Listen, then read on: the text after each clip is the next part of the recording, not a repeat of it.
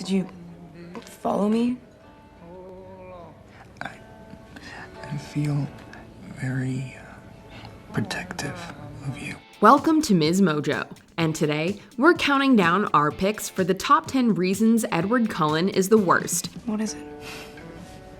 I don't have the strength to stay away from you anymore.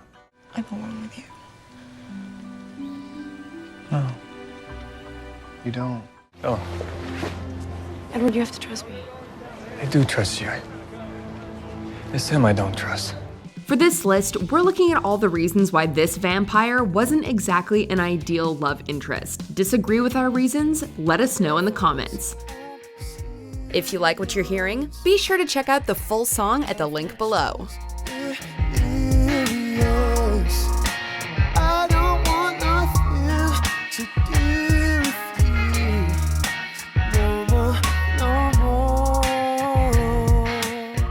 Number 10, his reason for being attracted to Bella. There are a lot of things about the entire concept of Twilight that are a little bit disturbing if you think about them for more than a second or two.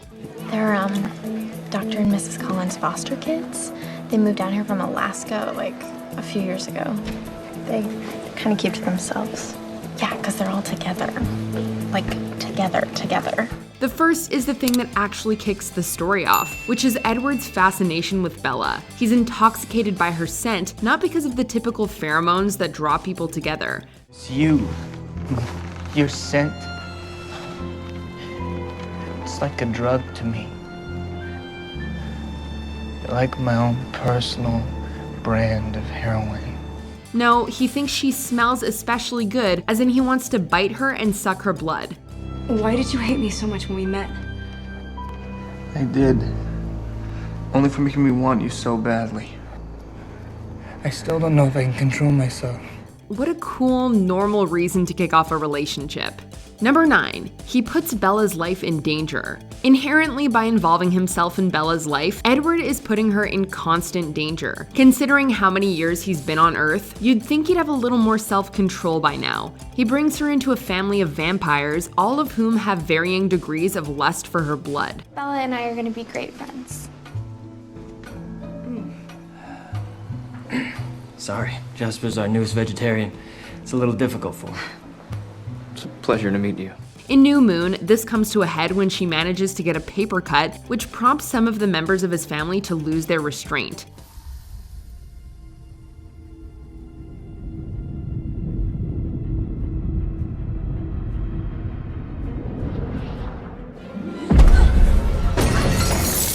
To be fair, he tries to break up with her after that, but he probably could have seen something like that coming. Edward, what happened with Jasper? It's nothing. You're right. It was nothing. Nothing but what I always expected. Number 8, he stalks Bella. One of the biggest problems with so many romance movies is how they romanticize pretty problematic behavior. Well, nobody's gonna believe you. So. I wasn't gonna tell anybody. I just need to know the truth. Can't you just thank me and get over it? In the Twilight franchise, Edward does a whole lot of stuff that you wouldn't really want a potential suitor doing in real life. This includes following Bella everywhere and watching her without her consent. Did you follow me? I feel very protective of you. In the real world, we call this stalking, but in the Twilight universe, it's presented as a display of his love for her and willingness to protect her no matter the cost. So you followed me. I was trying to keep a distance unless you needed my help, and then I heard what those lowlifes were thinking. Yeah, no. Number 7, he's clingy. Let's say clearly that Twilight should not be seen as a manual for how teenage relationships should unfold. What is it? I don't have the strength to stay away from you anymore. On top of the troubling behaviors that we've already mentioned, Edward forces Bella into a relationship that quickly becomes unhealthily codependent. I was unconditionally and irrevocably in love with him. He's incredibly clingy with her and seems to be fixated on her all the time, unable to live his life without her. Bella falls into all this easily, putting all of her focus on him in return and letting the other things important to her fall by the wayside. I know I'm not that much fun to be around, but I can change that. We can do more stuff together.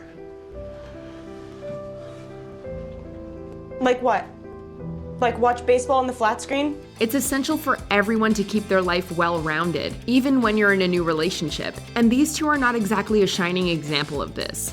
Number 6, he's desperate to read Bella's thoughts. One of the reasons Edward is so intrigued by Bella from the beginning is the fact that he can't read her thoughts. And now you're unhappy? No. I'm sorry, I'm just trying to figure you out. You're very difficult for me to read. He possesses telepathy and hears the thoughts of everyone around him, whether he likes it or not. And then you... nothing. It's very frustrating. But Bella is able to shield her thoughts from him. I can read every mind in this room, apart from yours. He's incapable of dealing with this, however, and often becomes visibly frustrated when he can't see the inner workings of her mind. I can't read your mind. You have to tell me what you're thinking.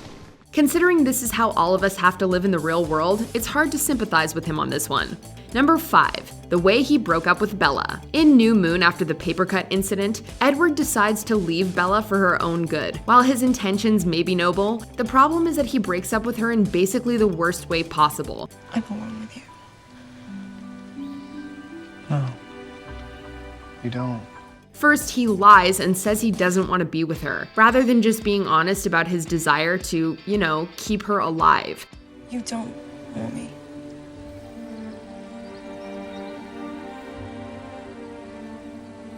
No. And second, he leaves her alone in the woods. Considering the whole point is to keep her safe, you'd think he'd at least be able to bring her home rather than abandoning her there, where she faced potential danger. Number 4, he's boring. Considering he's been alive for more than 100 years, you'd think Edward would have found time to develop a little more of a personality. So how long have you been like this? Since 1918. That's when Carlisle found me, dying of Spanish influenza. Edward is, well, kind of dull when it comes down to it, aside from being a vampire, of course. Sure, he can sparkle, but what else is he good at? You better hold on tight, Spider Monkey. His relationship with Bella is based on very little because he doesn't exactly have a lot of interests outside of playing the piano and playing baseball with his family.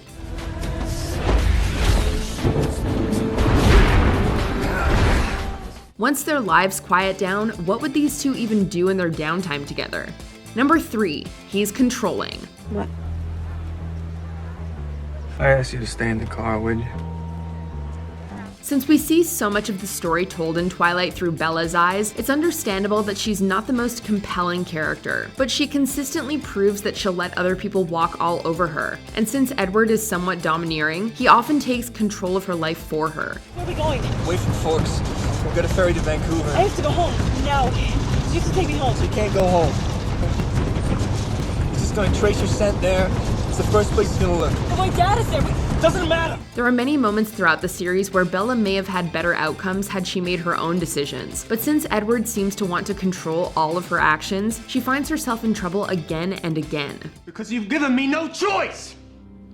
Bella, we're supposed to be partners, remember? But you decided this on your own. You've decided to leave me. Don't see it that way. Well, I have no other way to see it.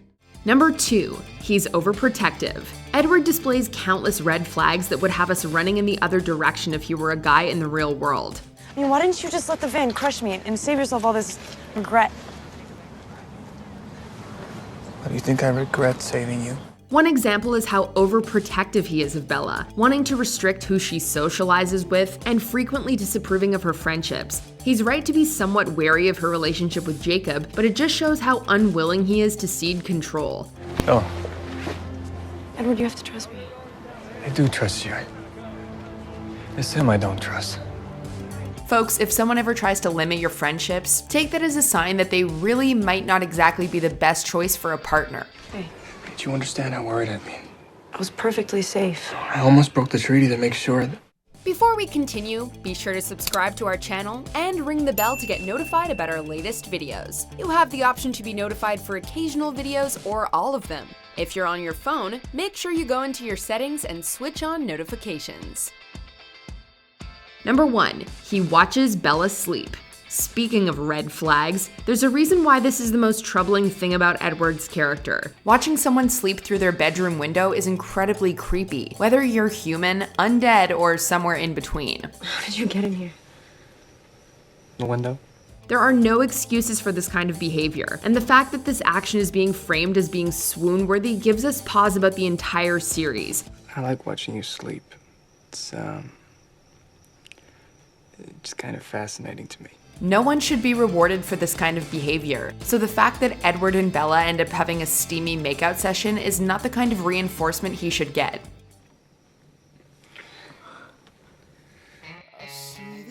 Do you agree with our picks? Let us know in the comments. And hey, if you're a fan of the song playing right now, be sure to check out the music video for it right here. What the hell's your name and where you from? Come here.